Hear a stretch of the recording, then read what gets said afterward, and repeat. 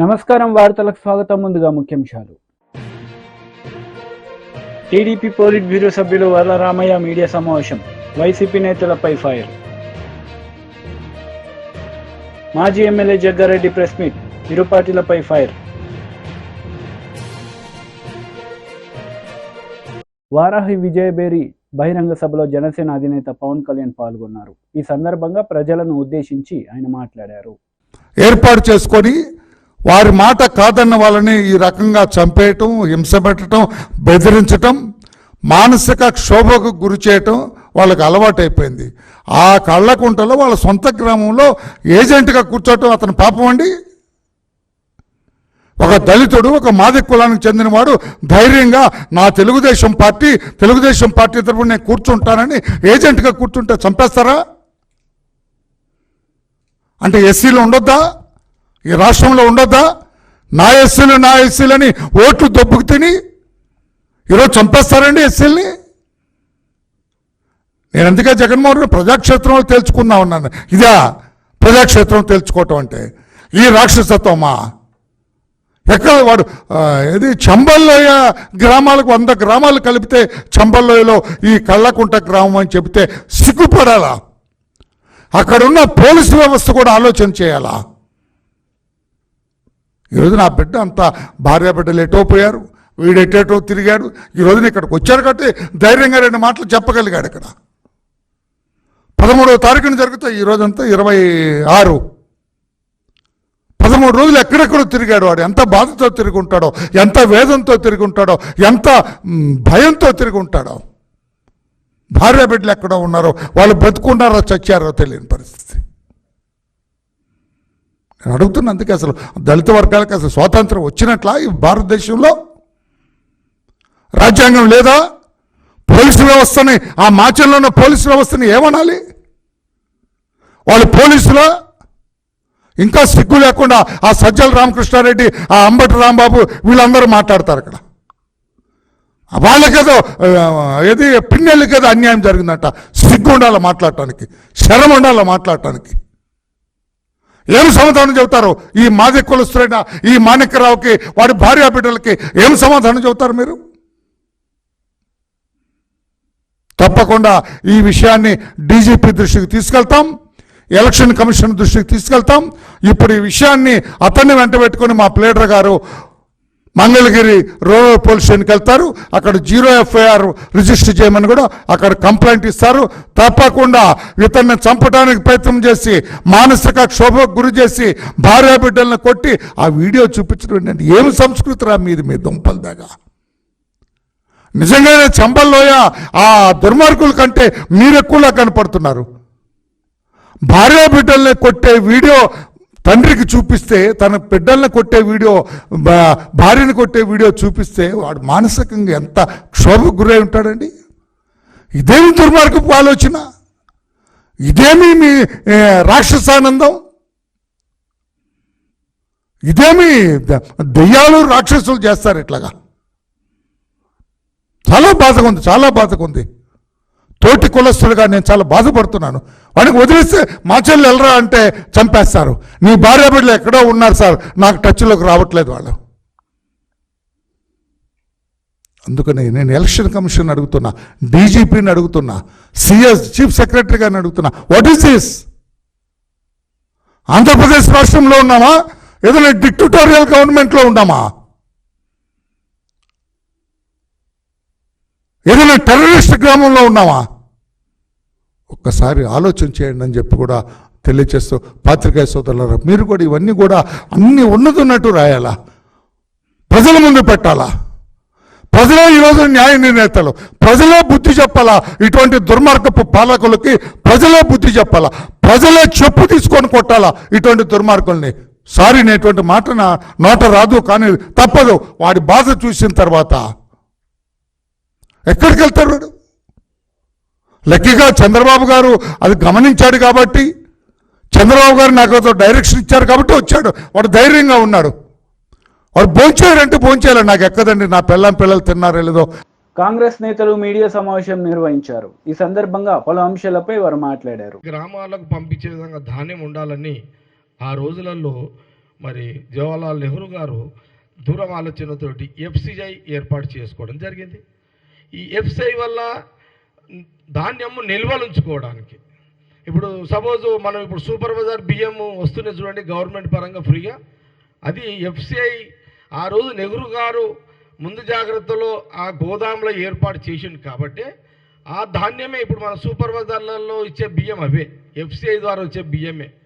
Central గవర్నమెంట్లో అట్లా తయారు చేసి పెట్టారు ఆ రోజు జవహర్లాల్ నెహ్రూ గారు. అంటే ఎంత ముందు చూపు చూడండి. ఆ రోజు నెహ్రూ ప్రధానమంత్రిగా ఉన్నప్పుడు భారతదేశం యొక్క జనాభా 40 కోట్లు, ఈరోజు భారతదేశం యొక్క జనాభా 140 కోట్లు. ఈ ఈ ఈ ఇంత ఈ 76 సంవత్సరాలలో 40 కోట్ల నుంచి 140 కోట్ల జనాభా ఈరోజు భారతదేశము ప్రజానీకము ఉంది ఈ రోజున. కాబట్టి వ్యవసాయాన్ని అభివృద్ధి చేసుకుంటూ ఇండస్ట్రియల్గా కూడా అభివృద్ధి చేసుకోవాలని, అంటే మనమే అన్ని ఉత్పత్తులు చేసుకోవాలి, సూది కానీ ఏదైనా దారం కానీ బట్ట కానీ ఏదైనా మనము ఒకరి మీద డిపెండ్ కావద్దని మన దేశంలో ఉన్నటువంటి వసతులను ఈ రకంగా ఏర్పాటు చేసుకొని క్రమక్రమంగా 16 సంవత్సరాల్లో వారు అనేక ఇలాంటి ముందు చూపు జాగ్రత్తలు ఇట్లా ఆ రోజు తీసుకోవడం జరిగింది. అందుకే చూడండి, నేను ఈరోజు కేంద్రంలో బీజేపీ ప్రధానమంత్రి మోడీ గారు ప్రధానమంత్రిగా ఉన్నారు. కాంగ్రెస్ పార్టీ ఒకటే విషయం స్పష్టంగా అడుగుతున్నది మీ అందరికీ కూడా. మీరు నెహ్రూ గారు ఉన్నప్పుడు ఆ రోజున నాకు నోటుకున్నటువంటి నాగార్జున సాగర్ అట్లాగే శ్రీశైలం డ్యామే కాకుండా అది ఇంకోటి బాగ్రా నంగల్ అది ఆ డ్యామ్ కూడా వారు నిర్మించారు. ఇట్లా ఇంకా బహుశా ఇంకా చాలా ఉండుంటాయి. దాని తర్వాత క్రమంగా ఇందిరాగాంధీ గారు వచ్చిన తర్వాత మళ్ళీ డ్యాములు ఎక్కడ చూడండి. ఇప్పుడు కాంగ్రెస్ ప్రభుత్వంలోనే మన దగ్గరనే చెప్తున్నాను. ఇప్పుడు శ్రీరామ్ సాగర్ హనుమంతరావు గారు చెప్పారు ఇంత మొదలు శ్రీరామ్ సాగర్, అట్లాగే మా దగ్గర మంజీరా డ్యామ్, సంగారెడ్డిలో మంజీరా డ్యాము కట్టిన తర్వాత కాంగ్రెస్ ప్రభుత్వంలో కట్టిన తర్వాత అప్పుడు కూడా ఇందిరాగాంధీ గారే కేంద్రంలో ఓకే. అయితే ఏదో నా కుటుంబమే కదా, నెహ్రూ గారి కుటుంబమే కదా. ఆ రోజు అక్కడ కూడా చూడండి మంజీరా డ్యాము తాగునీటి కోసం కట్టడం జరిగింది. తాగునీటి ఎక్కడి దాకా వస్తుంది? హైదరాబాదు రాజధానిలో తాగునీటి సమస్య ఉండొద్దు, హైదరాబాదు డెవలప్ కావాలంటే ఫస్ట్ తాగునీటి సమస్య కొరత తీరాలనే ఉద్దేశంతో కాంగ్రెస్ ప్రభుత్వంలో మంజీరా డ్యామ్ కూడా కట్టడం కూడా జరిగింది. దాని తర్వాత చూడండి మన సింగూరు డ్యామ్ కూడా కట్టడం కూడా జరిగింది. ఆ రోజు మా దగ్గర బాగారెడ్డి గారు ఉండి పి రామచంద్రారెడ్డి గారు ఉండి ఆ టైంలోనే మంజీరా సింగూరు డ్యామ్ కూడా ఇటు జంట నగరాలకు వ్యవసాయానికి కొంత మెదక్కు ఇవ్వడానికి ఏది గణపుర ఆయకట్టు కానీ ఏడుపాయల జాతరకు కానీ ఇట్లా సింగూరు డ్యామ్ ఇట్లా ఈ రకంగా. కాబట్టి మేము ఒక ప్రశ్న బీజేపీ నాయకత్వానికి అడుగుతున్నాం. మీరు ఈ 70 ఏళ్ళలో ఏం చేశారు అని కిషన్ రెడ్డి గారు మాట్లాడతారు, బండి సంజయ్ గారు మాట్లాడతారు, కేటీఆర్ గారు కూడా మాట్లాడతారు, హరీష్ రావు గారు కూడా మాట్లాడతారు. 70 ఏళ్ళలో ఏం చేశారు అని అంటే ఈ ప్రాజెక్టులు ఆనాటి పండిత్ జవహర్లాల్ నెహ్రూ కాలం నుంచి తీసుకుంటే కంటిన్యూటీగా మరి మనకు ఇందిరాగాంధీ గారు, తర్వాత రాజీవ్ గాంధీ గారు, సోనియా గాంధీ గారు, మన్మోహన్ సింగ్ గారు, ఇదంతా నడుస్తూనే ఉంది సిస్టమ్ అంతా. నేను ఒకటే మాట్లాడుతున్నా, ఆ రోజు మంజీరా డ్యాము సింగూరు నీళ్ళు వీళ్ళు తాగిన వాళ్ళే కదా. కిషన్ రెడ్డి గారు కూడా మంజీరా డ్యాము సింగూరు నీళ్ళు తాగిండ్రు. మళ్ళా కేసీఆర్ గారు కూడా సింగూరు మంజీరా డ్యామ్ నీళ్ళు తాగిండు, కేటీఆర్ కూడా తాగిండు, హరీష్ రావు గారు కూడా సింగూరు మంజీరా డ్యామ్ నీళ్లు తాగారు. ఈ 2 డ్యాములు ఎవరి పరిపాలన వచ్చినాయి? కాంగ్రెస్ ప్రభుత్వం పరిపాలన వచ్చినాయి. ఇది మీకు డైరెక్ట్ ఎవిడెన్స్ కదా, మీకు డైరెక్ట్ ఎవిడెన్స్ ఇదంతా. ఇదేదో మేమేదో కళ్ళబొల్లి మాటలు చెప్తలేదు, ఇది వాస్తవాలు కాబట్టి మీకు చెప్తున్నాను. మీరు చెప్పండి, మేము జీవితం మొత్తంలో సింగూరు మంజీరా డ్యామ్ నీళ్లు తాగలేదు, ఇవి కాంగ్రెస్ ప్రభుత్వం రాలేవని మీరు ఛాలెంజ్ చేయగలుగుతారా? బీజేపీ కిషన్ రెడ్డి గారు హైదరాబాద్లోనే ఉన్నారు కదా, హైదరాబాద్లో కొన్ని ఏళ్ళు మంజీరా డ్యాము నీళ్లు సింగూరు నీళ్ళు వచ్చినాయి కదా, ఆ నీళ్ళు వారు తాగిరు కదా, తాగలేమని చెప్పగలుగుతారా? నేను తాగనే లేను. నేనేమంటున్నా అంటే మీ రాజకీయ ఉనికి కోసం మీరు ఏదైనా మాట్లాడుకోండి, అది వేరు. కానీ ఏం చెయ్యలేదు అని మాట మీరు అనొద్దు అనేది Congress party BJP leader media సమావేశం నిర్వహించారు. ఈ సందర్భంగా పలు అంశాలపై ఆయన మాట్లాడారు. క్షేత్ర స్థాయిలో జరుగుతున్నటువంటి అవినీతిని కానీ అక్కడ జరుగుతున్నటువంటి అధికంగా జోకేటువంటి ప్రక్రియను కానీ మీరు ఆపే ప్రయత్నం చేశారని అడుగుతున్నా. చర్యలు తీసుకుంటాం. ఎవరి మీద చర్యలు తీసుకుంటారు? కుంభకోణాలన్నీ ఇంత పెద్ద ఎత్తున కనబడేట్టు కనిపిస్తున్నా కూడా దాని గురించి మాట్లాడినటువంటి మీరు ఈరోజు చర్యలు ఎవరి మీద తీసుకుంటారు? మీరే తప్పు చేసి మీరే చర్యలు తీసుకుంటామంటే దొంగ అన్నట్టున్నది ఇది. నేను ఒకటే అడుగుతున్నా, ఈరోజు ఇంతగానో మాట్లాడుతున్నారు కదా, మరి మా నాయకుడు కిషన్ రెడ్డి గారు ఫీల్డ్లోకి వెళ్ళారు. కిషన్ రెడ్డి గారు ఫీల్డ్లోకి వెళ్ళేసి అక్కడ ఉన్నటువంటి రైతుల సమస్యలు తెలుసుకునే ప్రయత్నం చేశారు. కానీ మీరు కనీసం ఫీల్డ్ కూడా నువ్వు సంబంధిత మంత్రిపై ఉండి ఫీల్డ్కి వెళ్లకుండా అసలు తప్పే జరుగుతలేదని చెప్పేసి మిదండవాదం మాట్లాడితే దాని గురించి ఇంకా మేము ఏం దీని గురించి మాట్లాడాలో మాకు అర్థం కావడం లేదు. మరి రైస్ మిల్లర్ దగ్గర పెండింగ్లో ఉన్నటువంటి ధాన్యం విక్రయ గురించి మీరు జారీ చేసినటువంటి GOMS నంబర్ 1 కానీ లేకుంటే అదే రోజు మీరు తీసుకొచ్చినటువంటి మరి కమిటీ చేసినటువంటి కమిటీలో ఒక ప్రిన్సిపల్ సెక్రటరీ 5 మెంబర్స్తో కూడినటువంటి కమిటీ ఎప్పుడు కూర్చున్నది? ఎప్పుడు విధి విధానాలను రచించింది? ఎప్పుడు గైడ్లైన్స్ని పూర్తిగా మరి టెండర్ డాక్యుమెంట్స్ తయారు చేసింది? ఎప్పుడు ఆ టెండర్స్ని మరి రిలీజ్ చేసింది? ఒకే రోజు ఇవన్నీ సాధ్యమవుతుందా? ఒకే రోజు ఇవన్నీ సాధ్యమవుతాయా? మరి దీని వెనుక ఉన్నటువంటి మతలబ్ ఏందో మరి ఎందుకు నిన్న సమాధానం చెప్పలేదని అడుగుతున్నా. అంతేకాదు ఏప్రిల్ 18 రోజు మీరు జలసౌదాలో కూర్చొని మీరు మాట్లాడినటువంటి అంశాలను అక్కడ జరిగినటువంటి అంశాలను మీరు ఎందుకు బహిర్గతం చేస్తలేరు? అక్కడ మీ మధ్యలో మిల్లర్లను పిలిపించి భయపెట్టి మీరు ఏ నలుగురికైతే మీరు ఈ టెండర్ ప్రక్రియలో వాళ్ళకి అలకేట్ చేసిండ్రో టెండర్ అలాట్ చేసిండ్రో వాళ్ళతోటి మీరు 100 రూపీస్ స్టాంప్ పేపర్ మీద మీరు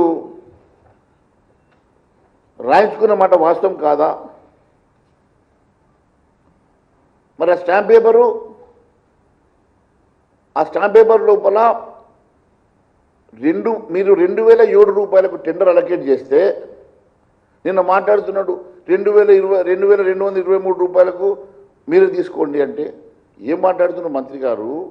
మీరు టెండర్ ఫ్లోట్ చేసింది 2007 రూపాయలకి. కొత్త బియ్యం ఆ రోజు 1700కి ఇచ్చిందో 1800 గత ప్రభుత్వం ఇచ్చిందో నాకు సంబంధం లేదు. ఎప్పుడైతే బియ్యం 1 ఇయర్ మెచ్యూర్ అవుతుందో డెఫినెట్గా రేటు పెరుగుతుంది. మెచ్యూర్ అయినటువంటి ధాన్యము ఒక సంవత్సరం తర్వాత దాన్ని 2007 రూపాయలకు మీరు అమ్మినామంటున్నారు కదా. మళ్ళీ అదే రైస్ మిల్లర్ తోటి మీరు అలకేట్ చేసినటువంటి కాంట్రాక్టరు 2223 రూపాయలకు 100 రూపాయల స్టాంప్ పేపర్ మీద రాసుకున్నటువంటి ఆ డాక్యుమెంట్ సంగతి ఏమన్నా మీరు ప్రస్తావిస్తారా? మరి అది ఈ డాక్యుమెంట్ ఇప్పుడే నేను మీ ద్వారా బయటపెట్టదలుచుకున్నాను. మరి అదే మాదిరిగా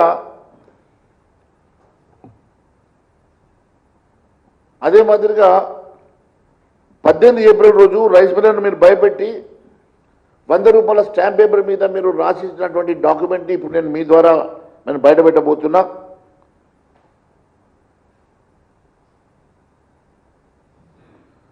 మరి టెండర్ రేటు క్వింటాల్కి 2007 రూపాయలు అయితే ప్రింట్ తీసుకురా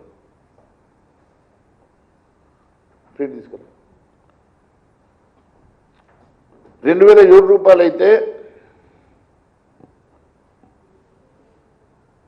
ఇప్పటి వరకు ఆ 4 కాంట్రాక్టర్లు ఎంత ప్యాడీని లిఫ్ట్ చేశారు? ఇప్పటి వరకు కనీసం 2% కూడా ప్యాడీ లిఫ్ట్ చేయలే. 90 రోజుల సమయం ఇస్తే మీరు బీఆర్ఎస్ లీడర్ మీడియా సమావేశం నిర్వహించారు. ఈ సందర్భంగా పలు అంశాలపై ఆయన మాట్లాడారు. మంది కల్తీ జైరీలా షరాబ్ తాగి చనిపోయిన తర్వాత ఈ సోమ్ డిస్టిలరీ అనే సంస్థను వాళ్ళ ట్యాంకులను అక్కడ మధ్యప్రదేశ్ ప్రభుత్వం సీజ్ చేయడం జరిగింది, అధికారులు సీజ్ చేయడం జరిగింది. అలాంటి అక్రమ మద్యం చేస్తున్న సంస్థను కాంగ్రెస్ ప్రభుత్వం, కాంగ్రెస్ పార్టీ వాళ్ళకు విరాళాలు వస్తున్నాయి కాబట్టి 1,35,00,000 25 లక్షల రూపాయలు పదే ఎన్నికల కోసం వాళ్ళకు ఫండింగ్ వస్తున్నది కాబట్టి ఇవాళ కాంగ్రెస్ ప్రభుత్వం దొడ్డిదారిన ఎందుకంటున్నామంటే ఇక్కడున్న మీడియా ప్రశ్నించినా రాసినా కూడా దబాయించి, లేదు మీరు అట్లా రాస్తే, మీరు నిజాలు రాస్తే మీ మీద పరువు నష్టం దావా వేస్తాం, 100 కోట్లు అంటే భయపడిపోతాం కావచ్చు, అందుకే మీడియా రాయదు అని అనుకొని కాంగ్రెస్ ప్రభుత్వం, కాంగ్రెస్ మంత్రి అబద్ధాలు చెప్తూ ఇవాళ కొత్త బియర్ కంపెనీని ఇక్కడికి తీసుకొని వస్తున్నారు. ఎలాంటి బియర్ కంపెనీ? మధ్యప్రదేశ్ రాష్ట్రం నుంచి మొదలై, కాంగ్రెస్ ప్రభుత్వం నుంచి మొదలై అక్కడ కల్తీ మద్యం, దేశీదారు అని అంటారు, కంట్రీ లిక్కర్. ఎవ్వరు గూగుల్లో కొట్టినా సోమ్ డిస్టిలరీ కంట్రీ లిక్కర్ అని కొడితే మొత్తం కూడా డీటెయిల్స్ వస్తాయి. ఇవన్నీ కూడా ఇవ్వండి. ఈ ఫండ్స్ అనేటివి మేము ఎలక్షన్ కమిషన్ ఆఫ్ ఇండియా ద్వారా తీసుకోవడం జరిగింది. ఎలక్షన్ కమిషన్ ఆఫ్ ఇండియా వెబ్సైట్లో వెళ్తే ప్రతి సంవత్సరం ఈ మందు అమ్మే, ఈ బియర్ అమ్మే కంపెనీ ఎన్ని రూపాయలు కాంగ్రెస్ పార్టీకి ఇచ్చింది అని స్పష్టంగా మీకు కనబడుతుంది. ఇది కాంగ్రెస్ పార్టీకి చాలా దగ్గరగా ఉన్న పత్రిక వైర్ అనే సంస్థ. వైర్ అనే సంస్థ వాళ్ళు కూడా రాసిన హెడ్డింగ్ చూడండి మీరు. CCI raids associate alcohols Som distilleries. Som distillery మీద రేడ్ జరిగింది. ఎందుకు అంటే the investigation is looking at price fixing of so called country liquor or low price locally made alcohol. Country liquor అంటే ఏంది? అది మళ్ళా తెలంగాణ రాష్ట్రంలో ఇవాళ కాంగ్రెస్ ప్రభుత్వం తీసుకురావాలనే ప్రయత్నం చేస్తున్నది. మళ్ళా గుడుంబాలు, ఇట్లాంటి బియర్ కంపెనీలు, వీటిని మొదలుపెట్టే కుట్రలో భాగంగా ఇవాళ కాంగ్రెస్ ప్రభుత్వం ఇందుకే ఇవాళ ఎందుకు మీకు ముడుపులు వస్తున్నాయి, బ్రూ ట్యాక్స్ అంటే ఏంటిది అని చాలా మంది అనుకుంటున్నారు కదా. ఇగోండి ఇవే బ్రూ ట్యాక్స్.